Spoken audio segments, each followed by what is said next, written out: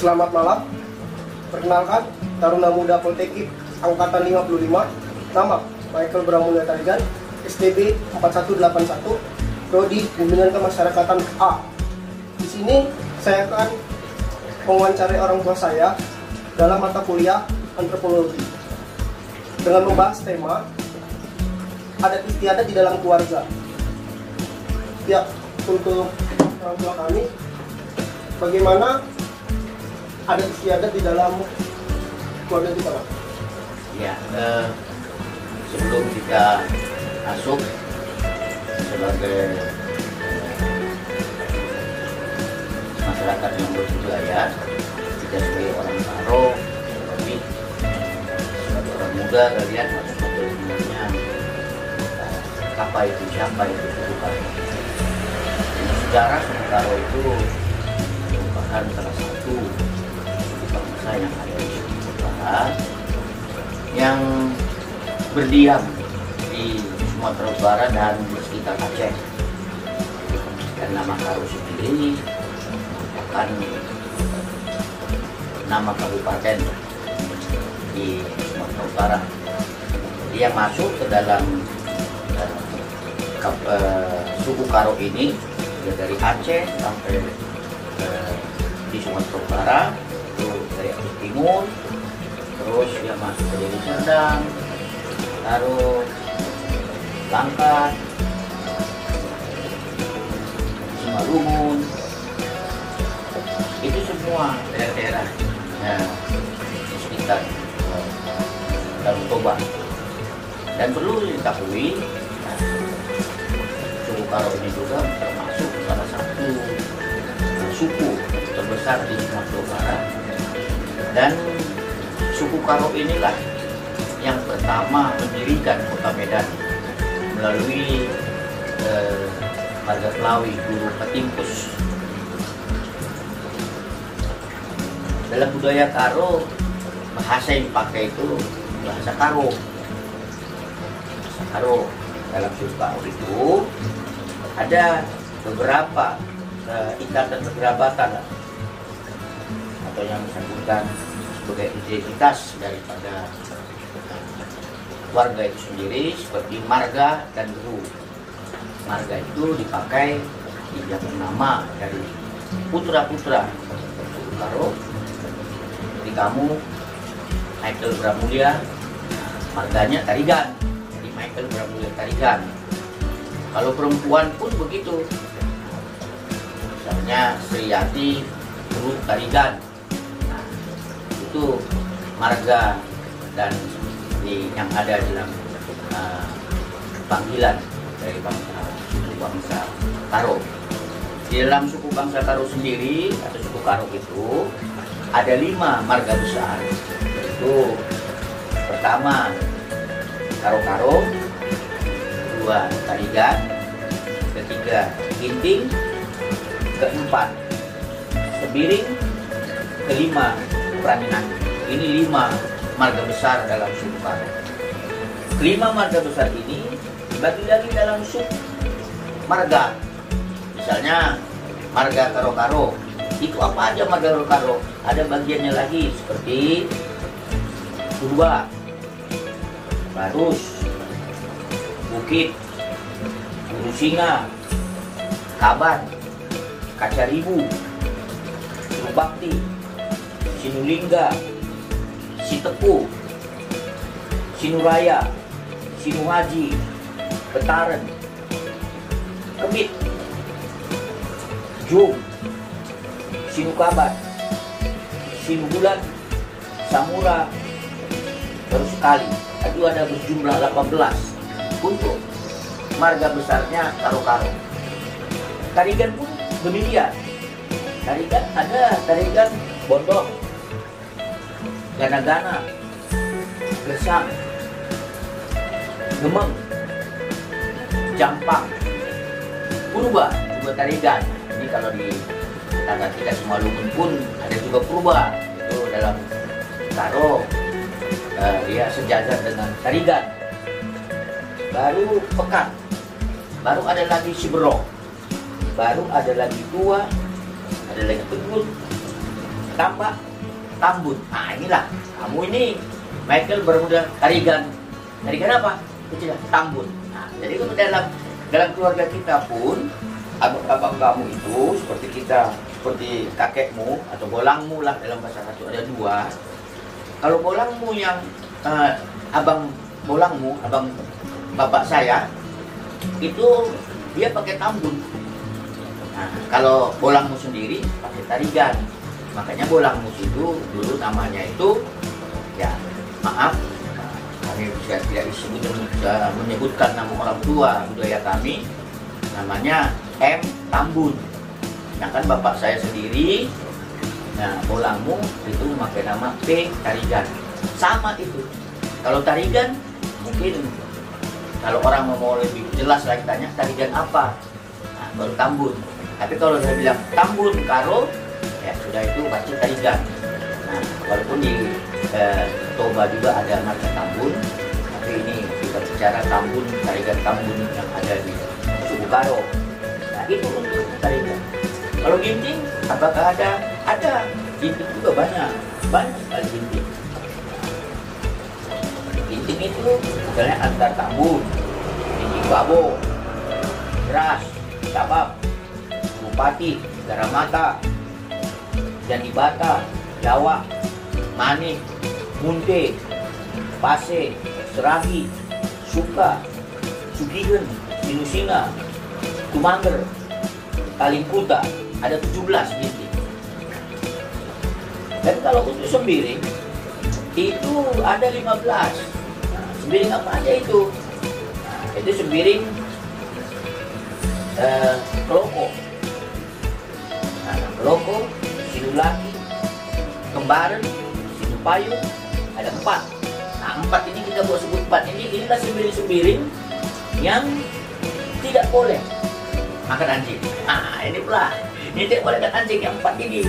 Nah, kalau sembiring simantang tembiang, maksudnya sembiring yang memantangkan tidak makan anjing itu ada, itu Brahmana, sembiring Jepari, Meliala, Lawi, Busuk, Coria, Muham, Maha, Gunuaji, Guru Ginayan, Pandia, Keling, Pandebayang, Sinukapur, Teka.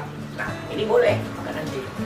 Nah, kita nggak tahu apa masalahnya dulu, kok bisa sembiring yang 4 ini nggak boleh makan anjing, yang ini boleh. Nah, tapi pasti kalau kata orang tua ada sejarahnya. Kenapa itu tidak bisa, seperti juga Tarigan tidak boleh makan burung bekukur, karena sejarahnya memang ada sejarahnya itu. Makanya dulu nenek moyang kita bilang bahwa kita tidak boleh makan bekukur pada Tarigan, segitu juga dia. Selanjutnya yang kelima itu perangin angin. Perangin angin itu terdiri dari Bangun, Keliat, Kecinambun, Namuhaji, Mano, Bencerang, Puir, Pinem, Pencawan, Panggulur, Bulut Jati, Laksa, Perbesi, Sukatendel, Sinarimun, Sinuran, Cibayang, dan Tanjung. Dia ada 18. Inilah dia marga-marga yang ada dalam kita suku Karo saat ini. Bagaimana kehidupan ataupun bagaimana pelaksanaan budaya Karo itu dalam keluarga, kan kita sudah lihat. Kita ini tadi dibilang marga Tarigan dan Guru Tarigan. Jadi di dalam budaya Karo itu ada yang namanya Ratu Situlu. Itu dalam masyarakatnya ada Ratu Situlu atau Dalikan Situlu. Dalam pengertiannya itu katanya bisa sebagai metaforiknya tungku dan 3, yang berarti ikatan yang 3. Artinya rakus beluh tersebut adalah sangkep beluh. Nah, sangkep beluh itu keluar dari sangkep beluh, kelengkapan hidup dari suku Karo. Bagi orang Karo kan, kelengkapan yang dimaksud adalah lembaga sosial yang terdapat dalam masyarakat Karo terdiri dari 3 kelompok. Jadi hukum tatanan budaya Karo itu dibagi dalam 3 kelompok. Kelompok pertama ada yang disebut Kalibubu. Itu baru kelompok anak beru, baru kelompok Senina. Apa itu Kalibubu? Kalibubu kan kompeten. Kamu sudah sering tahu Kalibubu itu misalnya keluarga orang tua dari mamakmu, Kalibubu. Jadi Kalibubu itu kalau kita bisa kasihkan definisinya, yaitu keluarga memberi istri. Memberi istri. Misalnya kan, olangmu dari nenekmu, dia memberikan istri ke bapak. Makanya Kalibubu bapak itu ginting, karena mama itu suka, suka itu Kalibubu. Makanya kamu itu, Michael Bramudha Tarigan itu, marga Tarigan Tambun, Bubere apa? Itu Bubere itu diambil dari beru mamanya, ginting suka. Jadi Michael itu, Michael marga Tarigan Tambun, Bubere, ginting suka. Ya. Juga itu anak beru itu siapa? Itu anak beru adalah orang yang mengambil atau menerima istri. Jadi bapak tadi dapat terima kan dari bolang kan, mamamu kan? Itu Kalibubu kita. Status bapak di situ anak beru. Itu anak beru namanya. Lalu yang terakhir itu Senina. Senina itu siapa? Kalau kau tahu kan ada Senina bapak. Ya kan, kalau laki-laki itu namanya Senina. Kalau perempuan itu kurang. Ini kita contoh, misalnya keluarga bapak lah kan. Bapak itu kan ada 13 bersaudara. Banyak, 11 laki-laki, 2 perempuan. Jadi 11 inilah yang Senina. Senina bapak. Kalau dalam pesta Karo itu disebut sukut. Sukut.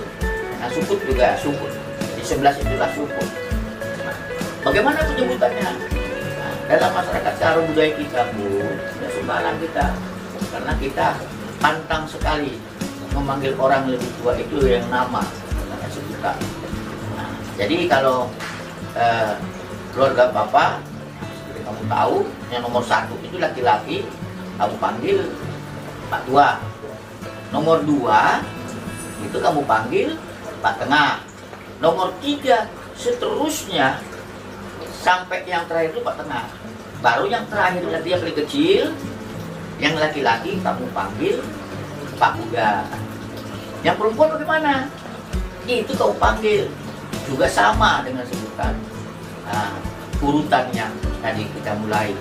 Kalau yang ada 2 perempuan, berarti kamu sebut bibi tua. Walaupun dia itu nomor 11 dari 13, tapi kau panggil itu bibi tua. Baru yang satu lagi, kamu panggil itu bibi muda. Ada nggak di tengah? Nggak ada. Karena nggak ada di tengah ini. Itu yang syukur, yang Senina langsung dari kita. Yang sejajar dengan kita Senina pun bisa kamu panggil seperti yang ada di rumah ini. Karena olangmu 2 laki-laki, yang satu lagi pun mulai anak tertua kau panggil Pak Tua. Ada namanya tadi Pak Tengah, ada Pak Uda. Karena dia ada laki-laki itu ada 3 orang. Jadi dia Pak Tua, Pak Tengah, Pak Uda.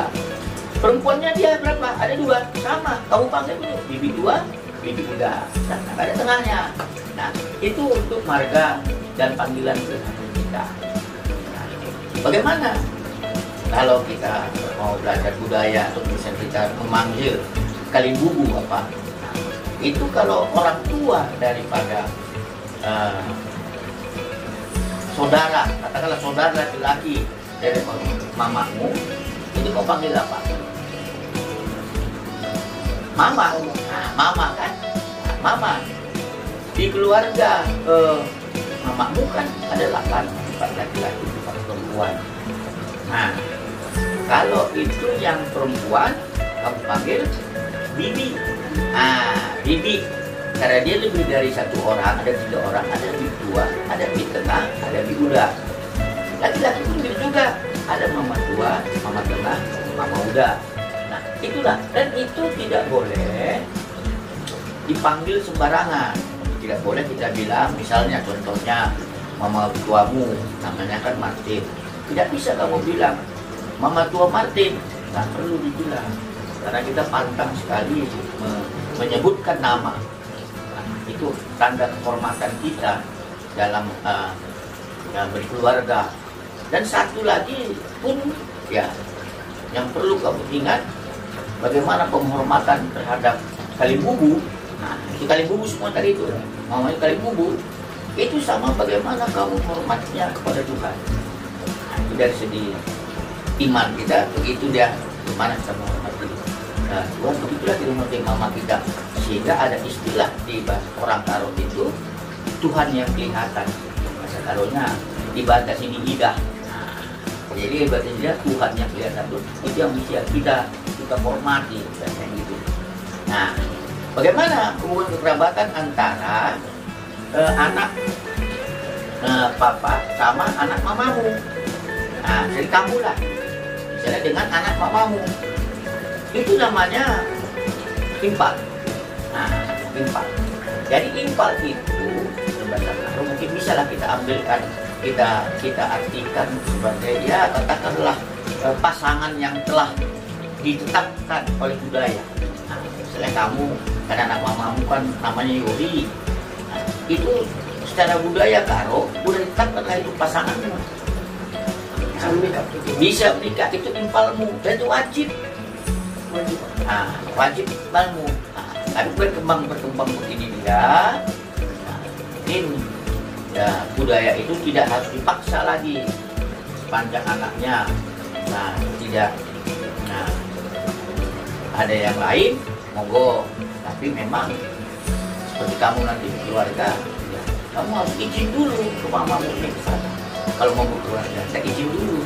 Karena apa? Karena itu tadi, karena ada pasangan teman yang bertetapkan secara budaya, anaknya itu memang seharusnya kamu ambil. Dan itu pun kalau misalnya dua anaknya perempuan, kan itu dua-dua impalmu.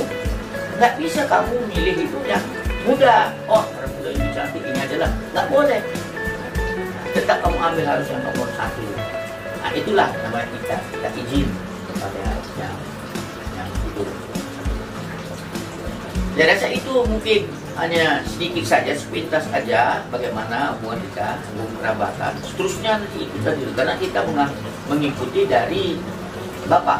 Nah, dari Bapak itu hubungan patrialis ya, dari Bapak yang ikut Bapak. Karena ada orang ngikuti ibu kan, kita ngikuti bapak, garis bapak itu. Maka seterusnya pun ya, kalau seperti kita, keturunan kita, katakanlah dari bolangmu, bapak turun pertama, nanti kamu turun kedua. Kalau dari kakek bapak, kamu ketiga, gitu. Oh, gitu. Ini semua takun semua. Nah, dan bagaimana hubungan marga ini dengan marga yang lain? Misalnya ada tambun lagi, tarigan lain, tapi nggak ada hubungan darah sama kita, itu pun saudaramu. Sama kau merasakan bagaimana kau menghormati bapak tuamu atau saudara-saudaramu. Sama itu, walaupun secara hubungan darah nggak ada, tapi hubungan marga, dia marga tarigan, kita marga tarigan, itu bersinggungan. Kalau misalnya marga tarigan ada beru tarigan, walaupun anak siapapun nggak ada hubungan kita, itu tulang kita. Dan itu tidak boleh kita jadikan pasangan hidup. Tidak boleh anggap itu sebagai adik atau kakak kita.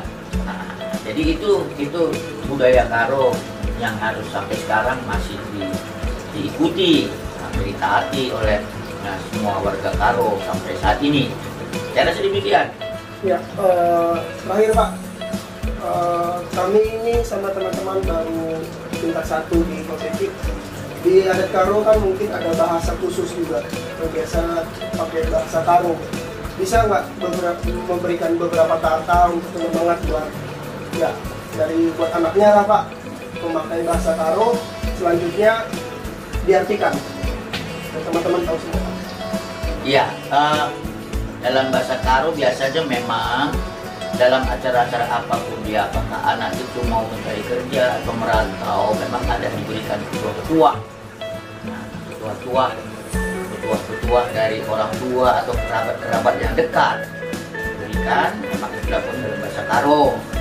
Nah, misalnya katanya ya, nah, berkatlah kukuta kala, adi gose kuta kala, pinter darami orang tua, darami seninan. Em jadi bapak, em jadi senina, em jadi turang. Maksudnya apa? Kalau kita pergi merantau meninggalkan kampung halaman tanah Karo, misalnya ke Jakarta ini, ketua itu yang pertama sekali dimintakan supaya pada sampainya kita di Jakarta, kita cari dulu ke kerabat kita.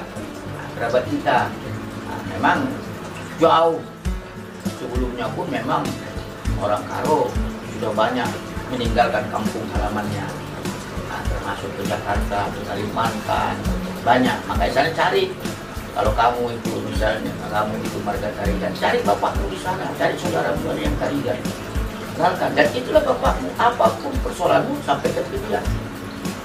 Itu jadi dia pun bertanggung jawab, ya menganggap bahwa kamu itu anaknya, kamu itu saudaranya. Itu dulu dicari di kampung atau di tempat yang kita tuju, supaya ya, saling mengenal rasa persaudaraan. Itu yang saya bilang tadi. Nah, walaupun dia itu sama-sama Tarigan, walaupun tidak ada hubungan darah langsung, tapi itu secara marga itu bersaudara. Nah, kalau dia lebih tua bisa kepanggil apa? Bisa dipanggil bapak. Nah, muda ya panggil adik. Dia pun begitu. Itulah kekerabatan Karo itu. Nah, jadi dalam marga itu semua sudah menjadi satu saudara. Nah, senina dibilang itu senina. Nah, itu yang biasa disampaikan kepada orang tua bagi anaknya yang pergi merantau. Kalau belajar seperti gini, ya banyak orang tua bilang pun katakannya ya gegehi, tutusi, rajat, maksudnya kuatkan. Tutusin itu ya seperti ya bahasa Karo, tutusin itu bahasa Indonesianya apa kira-kira ya? Tutusin ya seperti menikmati atau tutus serius. Nah, untuk belajar itu, nah, seriuslah untuk belajar tercapai kita itu. Nah, itu yang sering kita sampaikan. Tutusi, begini, harus sampai, ya, bagus belajar. Terakhir tadi ya, masalahnya menghuli lagu langkah, maksudnya mengikuti kehidupan sesuai dengan aturan, jangan ugal-ugalan, jangan yang lain-lain macam dari aturan.